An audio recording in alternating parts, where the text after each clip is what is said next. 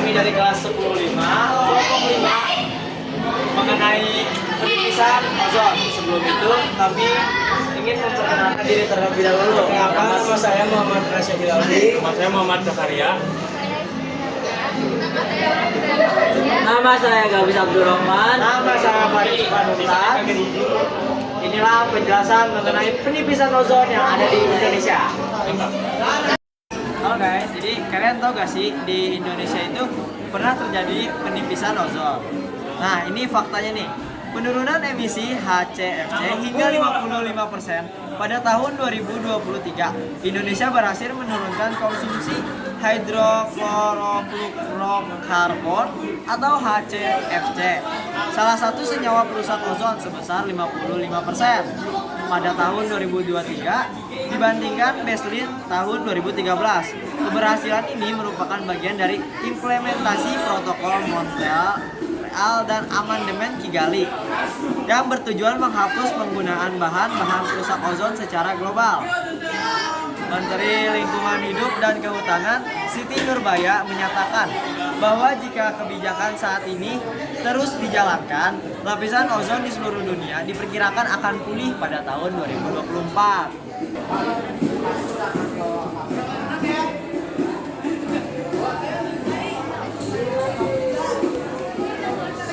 Terjadinya penipisan ozon. Nah, yang pertama, senyawa kimia buatan manusia yang mengandung klorin dan bromin, terutama yang dilepaskan ke atmosfer bagian atas atau stratosfer. Yang kedua, CVC, digunakan dalam pendingin, yaitu AC dan kulkas, aerosol, dan bahan pembersih elektronik. Saat mencapai stratosfer, CVC dipecah oleh sinar UV dan melepaskan atom klorin yang menghasilkan molekul ozon atau klorida. HCFC mengganti CFC juga merusak ozon walaupun lebih ramah, masih digunakan untuk beberapa teknik polusi udara. Karbon tetrafluorida dan metilklorid digunakan sebagai pelarut industri pelepasan klorin ke atmosfer. Solusi agar tidak terjadinya penipisan ozon: berulang dan pengolahan peralatan lama. Peralatan lama seperti AC, kulkas, dan pemadam api mungkin masih bisa mengandung BPO. Jangan dibuang sembarangan. Lakukan daur ulang atau perpisahan bahan kimia tersebut secara aman di fasilitas ini.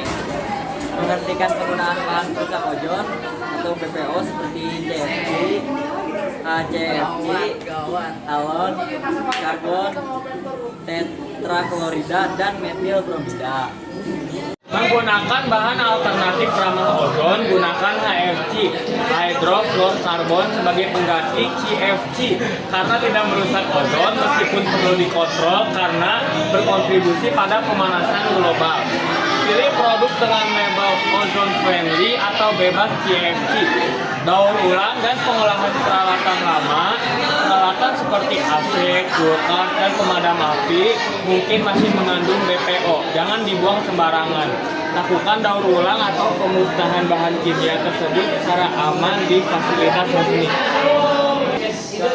Teknologi pada penipisan ozon.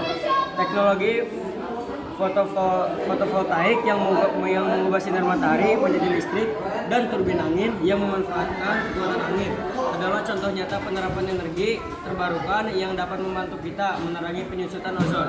Peran teknologi hijau dalam mengatasi penyusutan lapisan ozon, kita tak boleh mengabaikan peran teknologi hijau. Ini merupakan solusi inovatif yang mampu mengurangi emisi bahan perusakan ozon yang menjadi salah satu penyebab utama kerusakan lapisan pelindung bumi kita ini. Semakin banyak kita mengadopsi praktik ramah lingkungan, semakin besar kontribusi kita dalam menjaga kesehatan planet. Nama saya Yuan Maharani, saya akan membacakan contoh teknologi hijau.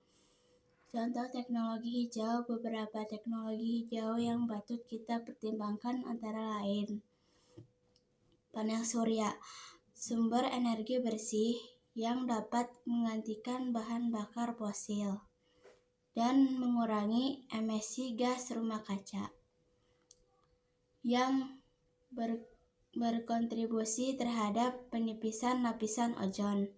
Pendingin alami, amonia dan karbon dioksida dapat menggantikan bahan perusak ozon dalam sistem pendingin seperti kulkas dan AC, sehingga meminimalkan kerusakan lapisan ozon. Kendaraan listrik, mobil dan sepeda motor listrik tidak mengeluarkan emisi gas buang, mengurangi polusi udara secara signifikan dan berkontribusi pada kualitas udara yang lebih baik, yang pada akhirnya melindungi lapisan ozon.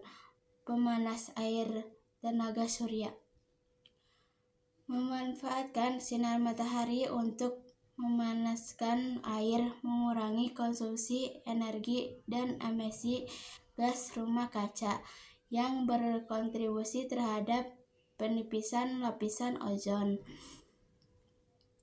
Isolasi bangunan. Isolasi rumah dan bangunan dapat mengurangi konsumsi energi untuk pemanasan dan pendinginan, sehingga berkontribusi pada pengurangan emisi gas rumah kaca dan perlindungan lapisan ozon. Jadi itulah fakta dan penyebab polusi yang terjadi penipisan ozon di Indonesia. Sekian dari kami. Wassalamualaikum warahmatullahi wabarakatuh.